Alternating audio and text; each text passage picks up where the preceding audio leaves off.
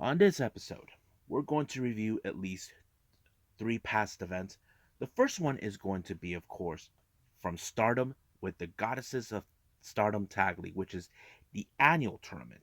This one is their finals, basically, who walks out as the winner. So, those who don't know what this one is, basically, whoever wins will become like the number one contenders, the face for the tag titles against the members of DDM, consistent of Julia and Sudi.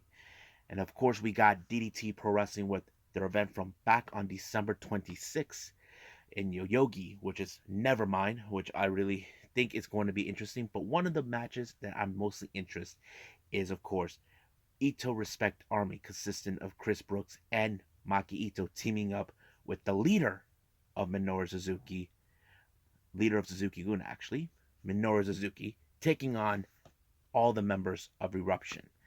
And then we got, of course, the much recent event from last January with Generation Championship Wrestling with the Diamond Cup. This one's an annual tournament for the women's division, of course. Whoever wins will possibly get an opportunity of the women's title. And then finally, in real time, we have AEW Dark Elevation. Been hearing there's gonna be some good matches to watch, but we'll just wait and see what really took place. But at this moment, let's get ready for another episode of the Deleted Wrestle Zone.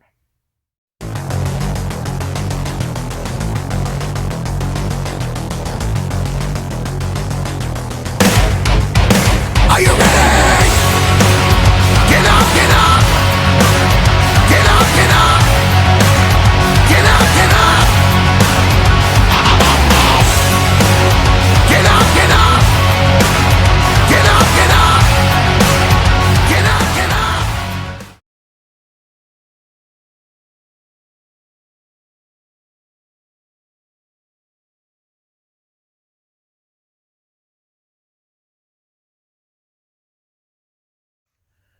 Welcome everybody to the Deleted Wrestle Zone, all things that is pro wrestling with AEW, NXT, New Japan Pro Wrestling, Impact Wrestling, the National Wrestling Alliance, various promotions, wrestlers, matches, and championships. I am your host, Gerard here. So, let's begin with Stardom's Goddesses of Stardom Tag League, which took place on November 14, 2021. Now, this one was at Korakuen Hall. This is the annual tournament where we see many of the tag teams in Stardom. There are those who are mixed match, which is a little strange, and there are those that came from their respective factions. Right now, let's start up with the B block. We have, of course, first match, Rina and Hana, or as some of the others are calling them, Oil and Water. The reason they're calling them that is because both Rina and Hana are sisters.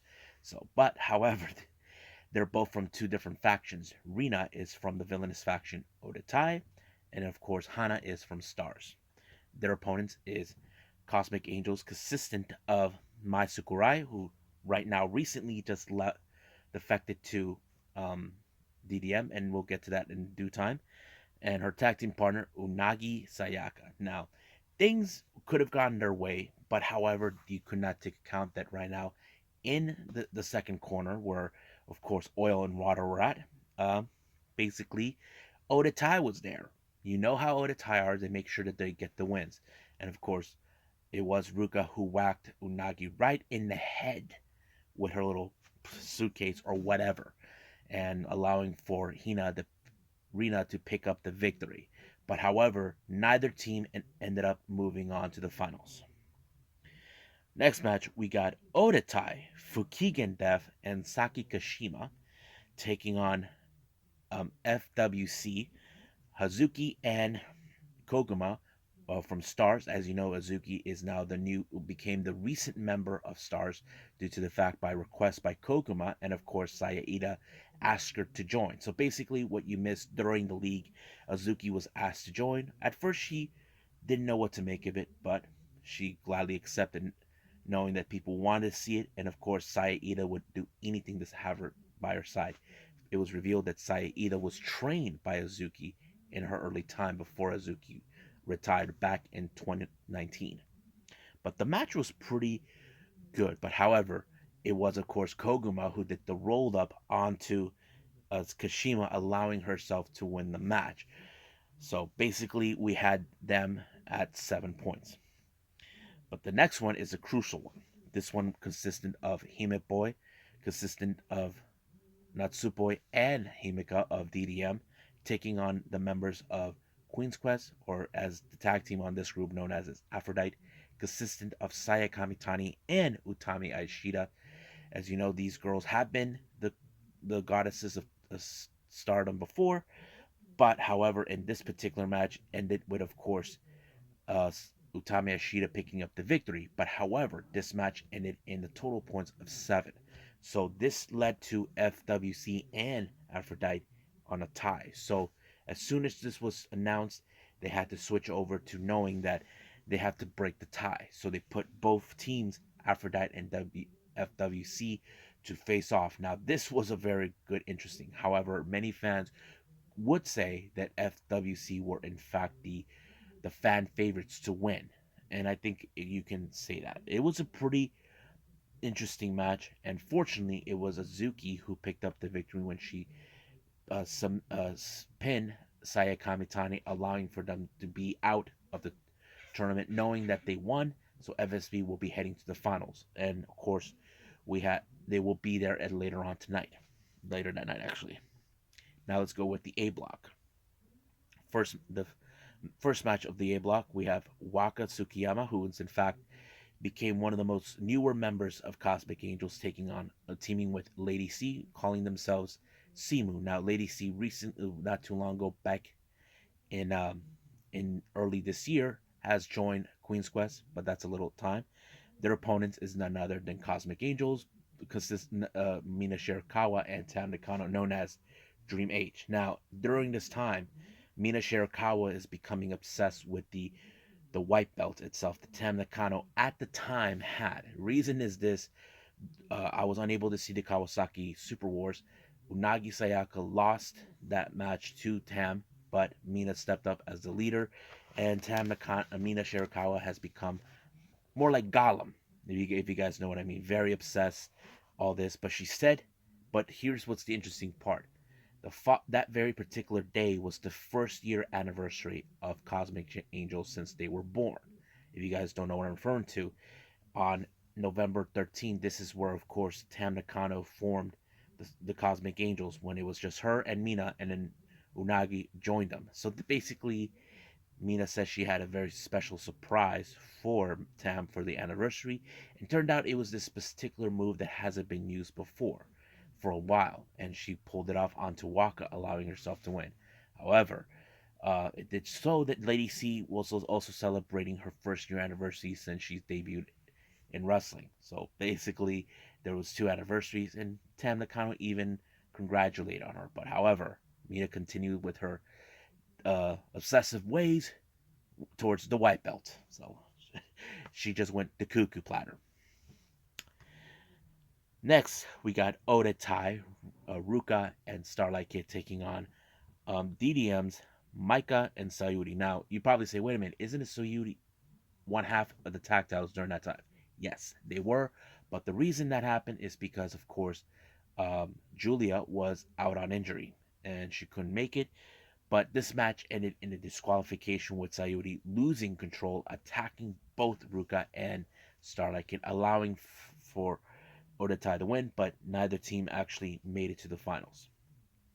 The next match, we have Queen's Quest, Azumi and Momo Watanabe.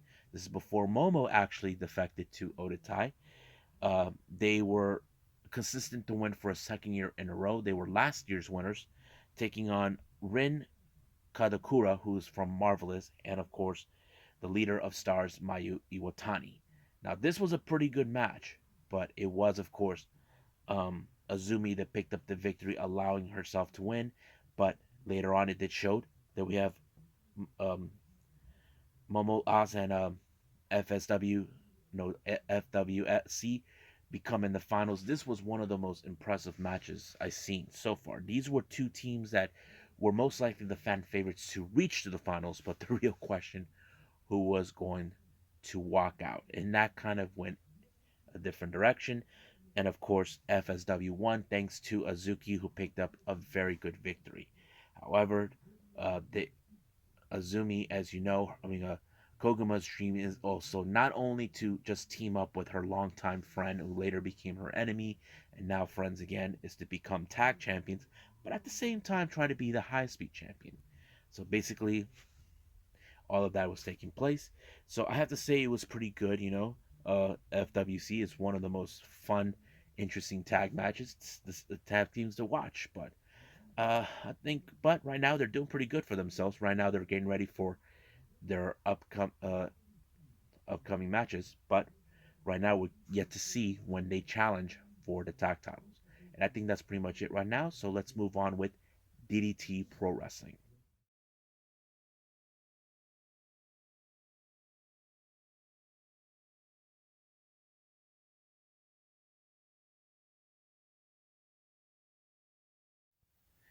Okay, excuse me. Okay, so we got DDT Pro Wrestling with Nevermind and Yoyogi. This one took place on the 26th of December of 2021. Um, let's start out with the pre-show with three matches. First one was a tag match with Hideki Okatani and Antonio Honda to take on Yukio Naya and Toru Owashi. Now, this was a very interesting thing. Now, for those who don't know, I missed almost a month of DDT. Hideki Okatani was part of a group known as Juretsu, but that group disbanded. So he's on his own, but that's pretty much it. And as for Toru Owashi, he is the DDT Iron Man Heavy Metalweight Champion. But this match was okay. There was a little bit of comedy thanks to Antonio Honda, but however, it was Toru Owashi, Nukio Nayo that put Hideki Okatani in a power bomb that allowed him to win the match. Next up, we got a pair of mass wrestlers. We have Vent Jack taking on Illusions. I thought this was had a little bit of the lucha libre feel, and I have to say Vent Vox, it like some sort of move that I seen Flamita do in the past, but it was amazing. That allowed him to win the match. And then finally we have the Rapist, Maku uh, Donat um, Donaruto, a rape version of Ron McDonald's taking on Shinjiro Tagagi dressed up as the Colonel from the Kentucky Fried Chicken. So that he tried to be a little rapey with him, but however, Shinjiro pulled off the stunner on him and won the match. Now let's start with the main card. We have tag team action. We have Yuki Ishida teaming with Akito to take on Ro- Romance Dawn. This is a new tag team that I mentioned on Gambari Pro. This is consisting of Shota and um, Soma Takao, who I mentioned. Soma was a part of the faction known as Damnation, but he's no longer involved since it got disbanded. But it got revived later. I'll explain that some other time. But the match was okay. I like it. However, the teamwork between Shota and uh, Soma was amazing. I did like how Soma pulled off the Hurricanrana off the turnbuckle, and then Shota pulled off the frog splash that allowed them to win the match. Pretty good one. So it was awesome. I enjoyed it. Next up, we got the KOD six-man tag team championships. We got Shinya Aoki, Sasadango Super Machine, and a Yoshi wrestler, veteran Yoshi wrestler named Yumiko Hoda to take on the Pheromones. Yes, guys, the Pheromones consistent of Yuma Inamori, Danshuko Dino, and Yuki Ino. Now you know how these freaks are. They take things, they try to be all sexual, all this and that. You know, of course, Danshuko's ass is always showing, and then of course that kind of plays out. But however, it did played where the Pheromones walked out as the victors when they pinned um, Yumiko, and that kind of went in that direction. Next up, we got Kazuki Irada versus Shuji Kondo. Now, you all know Irada. He's a bit of a wild card. He likes to have a little fun, but the most important thing, he likes to dance. But, however, when someone tries to stop him, he gets a little agitated. But when it comes to Suji Kondo, he's the kind of guy you don't want to piss off. It's your way of saying, uh, uh, I gotta go. But if you can try to get rid of him and have a little dance, that's fine. but he couldn't even have that. Not even once. But Kondo actually beat him by power bombing him. I mean, that's I thought it was fun. But um, Hirada's teammate Torawashi and Yoshihiko, they tried to help, but it was no avail. Next up, the match I've been waiting for: Maki Ito, Chris Brooks, and Minoru Suzuki to take on Eruption, Saki Akia, uh, Kasuda Iguchi, and Yukio Sakaguchi. Now, this is a very interesting match. Sakaguchi and Suzuki actually know each other pretty well. Minoru knows Sakaguchi when he was 16 years old. So, bit of a history. So, it was a little strange. But, however, there are times that Minoru Suzuki loses control, even when Maki Ito and Chris Brooks were trying to reason with him. And then, of course, one time the ref tells him, "Hey, you better get in the back." Okay. He just went off. But it was Minoru Suzuki that won the victory when he did the chokehold on Sakaguchi and put him in the gotch style pile driver that allowed him to win the match. So I think this match was a lot of fun. I enjoyed it.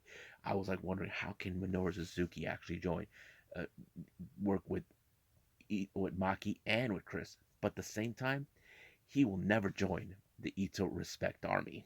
Trust me, he's Suzuki Goon Ichiban for life.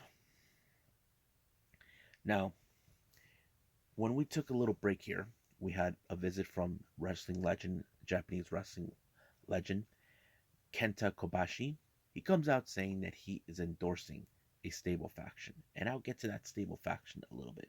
So, the next match is Sturven 7 Kamina, consistent of Toi Kojima, who is now the newest member. We have Mao, Yukio Ino, and Shuna Katsumoto taking on Burning. Now, here's what you guys don't know: Burning is an old faction that dates back all the way from All Japan Pro Wrestling Noah, then back to All Japan. This is now the fourth incarnation, and Kenta Kobashi is endorsing it. And this time, it's a little different now. The leader throughout these three, the first three incarnations, was Jun Akiyama. But this time, the new leader is none other than Tetsuya Endo, who just decided not to be part of Damnation anymore. So he is now the leader. He's being accompanied by Yuya Yoroku, um, Yusuke Okada, and of course Jun Akiyama. And I thought this match was pretty good. It showed how Burning are now taking things seriously, even though 37 Kamina is a very good team.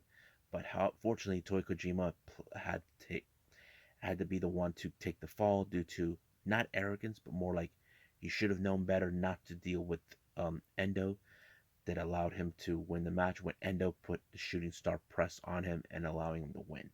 But of course, later after the match, uh, Endo went to Kobashi and of course shook hands, realizing that he has full endorsement from someone who's been with the group and also who's been part of that history.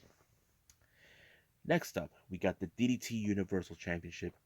This is between Masahiro Takanashi from Choco Pro versus Damnation TA's leader, Daisuke Sasaki. Now, Sasaki viciously attacked Masa during Choco Pro events, demanding that the Choco Pro owns them money. He did the same thing to Gambari Pro before, but this time he's not. Emi Sakura doesn't even want to pay him, despite the fact that this is their own. But this match was hands down brutal. Now, the guys from Choco Pro were there to um, watch Masahiro's back because MJ Paul was there. I'm talking about Mad Polly was there, always watching his back.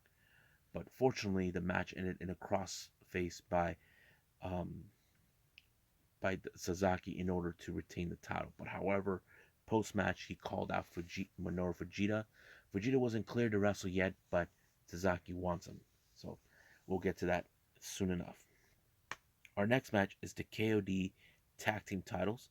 We have the Bodyguard along with Yuji Ino to take on Disaster Box, Naomi Yoshimura, and Harashima. This match was full blown great contact. I love a bit of the powerhouse with uh, Naomi and a bodyguard. It was amazing. But however, it was Naomi Yoshimura who actually picked up an amazing victory. I have to say it was amazing to see this powerhouse dude to do a pretty good job, and I think um, he's amazing. And then finally, our main event is the KOD Openweight Championship between um, Yuji Obakayashi from Big Japan Pro Wrestling taking on the KOD Openweight Champion Konosuke Takeshita.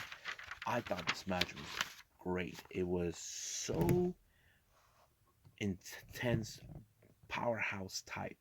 You know, this is one of those good matches that it's going to be awesome. It went up to over 30 minutes, but it was Takeshita that picked up the victory by a pinfall, and I thought it was one great match. I think it was one of the best matches of the night, and that's how it is. So I think that's pretty much it what we got for DDT. I think it's time for Generation Championship Wrestling, or as they call themselves by their acronym, GCW.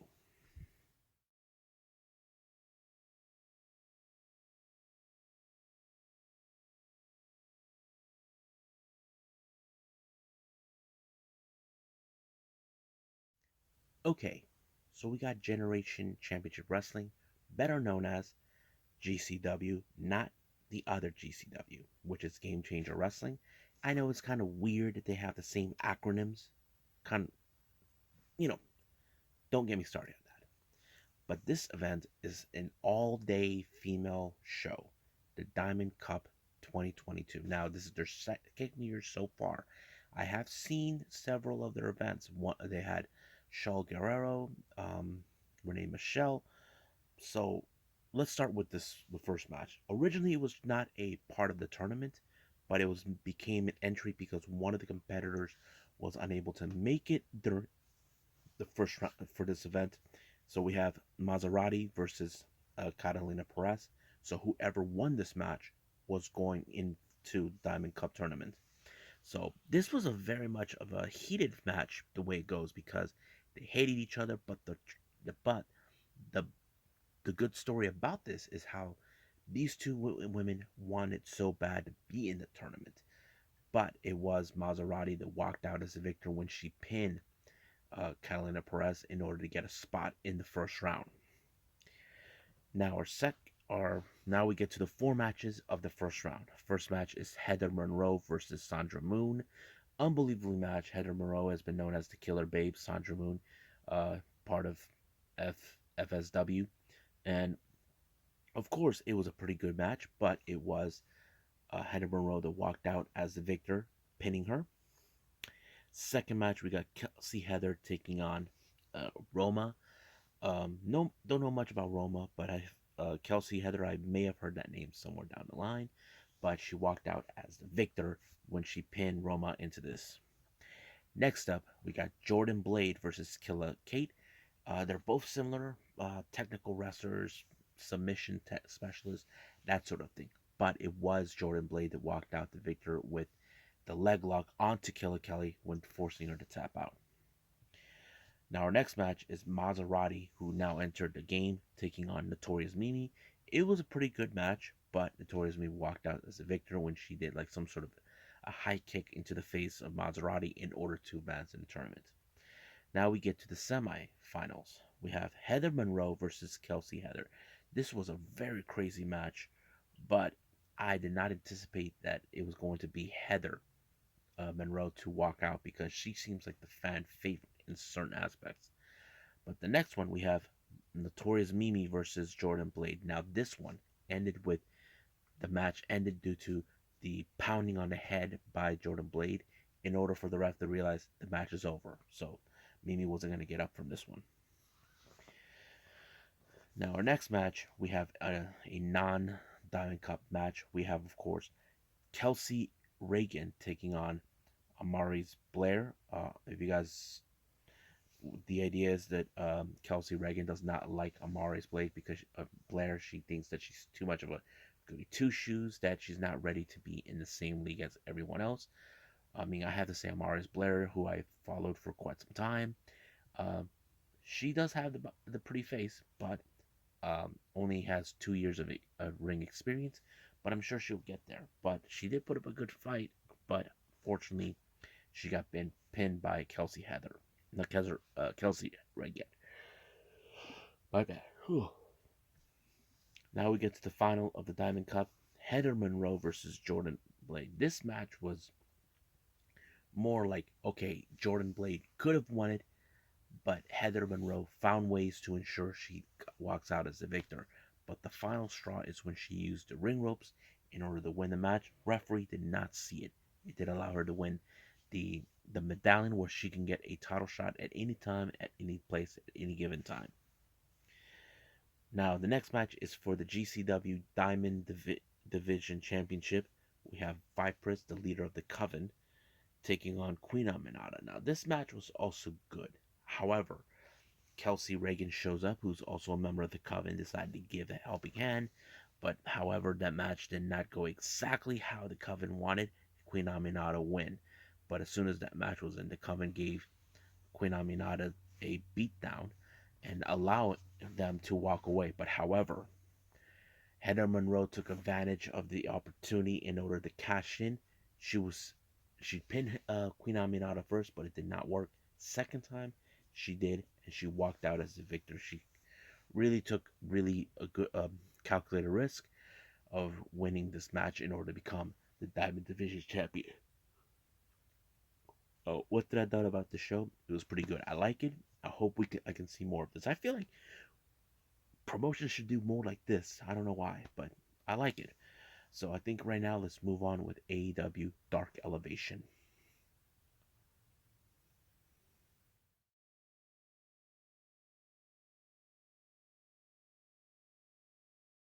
Okay, the last review I got is AEW Dark Elevation. Opened up with Dante Martin versus Kevin Matthews. Well, you can guess then Dante Martin won the match with the nosedive, that amazing moonsault off the top rope. That always gives him the helping edge to win the match. Next up, we got Thunder Rosa versus uh, Riley Shepard. Okay match, but Thunder Rosa finished it off with the Fire Thunder Driver in order to win the match as well. Next up, a very interesting match. We got Serpentico with Luther taking on Zach Clayton. You guys know him. He is JWoww's fiance or husband of the Jersey Shore. And icing on the cake, I just saw the people of Jersey Shore there. JWoww and, of course, Mike the Situation. Now, this was a very unusual match. Now, not because he's a Jersey Shore. If you guys know this, Zach Clayton has been trying to be a wrestler for a long time. He did went to WWE, but whatever the reasons were, probably things didn't work out in his favor. But he was released because he was part of the Performance Center, still learning learning curve. But he has made appearances in AEW. But this one was a pretty interesting match because it showed, okay, what can Zach Clayton do, and not to mention what do we expect. And the best part is Zach Clayton walked out as a victor. This was his first AEW win. Now, I don't know if I got any Jersey fan guys out there watching. You know, if do I think Zach Clayton does have an opportunity to be in AEW? If that's what you think, truth be to be told, I don't know, and I honestly don't think he's doesn't have that same level as the others. You know, I mean, I'm sure he is going to show off as much as possible, but I don't think he has will be there. We'll try to sign him up right away, but I don't know. That's something I don't know. That's up to Tony Khan. He's the one who's set. I mean, these events, Dark Elevation and Dark, are set up for to scout new wrestlers, and I don't know if he's one of those guys, but we'll see. Next up, we got Powerhouse Hobbs along with Ricky Starks to take on Matt Sydal versus Rick and Lee Moriarty. Now, this match is a bit of a feud due to the fact that Sydal and has an association with Dante Martin. This was more like a clear message to Dante, but however, things would have gone Matt Sydal's way if it wasn't for Ricky Starks to interfere. But Powerhouse Hobbs was the one who and walked out as the victor on this one. Next up, we got Men of the Year, Ethan Page and Scorpio Sky, along with Dan Lambert, taking on Jaden Valo and Steven Pena. Now, this match ended in the Ego's Edge by Ethan Page, allowing them for the 1-2-3. Next up, we got Dark Order, Evil Uno, Stu Grayson, Alex Reynolds, Alan Five Angels, and John Silver to take on Danny Garcia 2.0 and the Acclaim. Now, the best part of this match is Evil Uno was able to scout the boombox that they've been using, but this time they had no tricks up their sleeves, but they tried to do it to win it the easy way, and that did help Anthony Bowens to do that. They didn't need to use the boombox, but yeah, that's pretty much what happened. Now our main event is Emi Sakura, the Bunny, and Nyla Rose to take on um, Ty J, consistent of Ty Conti and Anna J, and Ruby Soho. Now I have to say these three girls, Soho, Ty, and Anna, they seem like a good uh, group to watch, and I think I would love to see them together more. But the amazing part is, um, Ty pulled off a moonsault on top of Nyla, and that did. But however, it was Ruby Soho, the future, that put away the bunny in order to win a match. I have to say, it was a pretty good match. I like it. It was amazing. So that's pretty much it right now. I believe it's time for some news updates.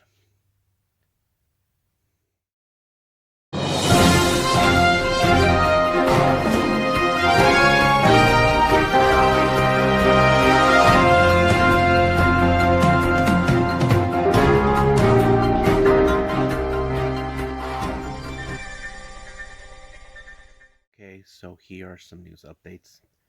Sad news for those who have been lifelong WWE fans or WCW fans. It was announced that former WWE WCW referee Mickey J passed away at the age of 69. If you guys don't know anything about him, he actually was part of the promotion for a long time. He was basically was released in 2009 due to some health issues that he obtained in 2018. He's been living in the Florida in the Key West of Florida, but unfortunately, he there was complications due to the COVID-19 slash pneumonia that put him in, I believe, in a coma. But they had no other choice but to pull him off of life support and basically ended his life right there. And I know if any fans out there know who he is, then you guys know what I'm talking about, who he is. So rest in peace, Mickey J. Now, if you guys did saw this past Thursday's Impact Wrestling, what's been going on with Josh Alexander? Well, him being pulled off, there was a reason to that. It was been foretold that his contract with Impact is coming to an end, and so is his work visa here in the U.S. If you guys know this, he is not an American citizen. He is a Canadian, so he's been coming to the U.S. on work visas. So both of them are now being expired. Unfortunately, he had to cancel a couple of shows. One of them is, of course, the second tournament event, and then, of course, there's AML Wrestling. So basically, he said he's going to be trying to sort things out, and I know this is going to be difficult because I know Impact will not lose one of their top guys that they enjoy having. And then finally, we have the Ring of Honor Hall of Fame. This time they announced the Briscoes are now in the Hall of Fame, and so does Samoa Joe. I think this is fantastic news in the home front of the Ring of Honor, and I can't wait to see what else is going to take place. Who else is going to be inducted? I know there's those saying maybe probably CM Punk. You may never know. But I believe right now, I think that's pretty much it right now. So let's just call it a day. Well, I hope everybody enjoys this episode. So, coming up, we got more on New Japan Pro Wrestling with the New Year's Golden Series day, I believe 10 or 11. And then, of course, we got NWA with the pay per view, the event that took place this past Saturday. And I'm sure heard that they're going to put it up on Fight TV or YouTube, however they're going to put it. This one will feature, hopefully, the match where Matt Cardona won the NWA Championship. And of course, we cannot forget AEW Dark and NXT 2.0, which I'm excited to see what's going to take place since it's Vengeance Day. But if there's anything I'll do, if I have time, I'll probably throw in another review or just do news updates for all of you. But whatever it's going to be, I'll be ready to do it. But for now, I'll see you guys in the next DWZ time. Same DWZ channel. I must bid all of you adieu. So, goodbye. Mwah, and have a nice day.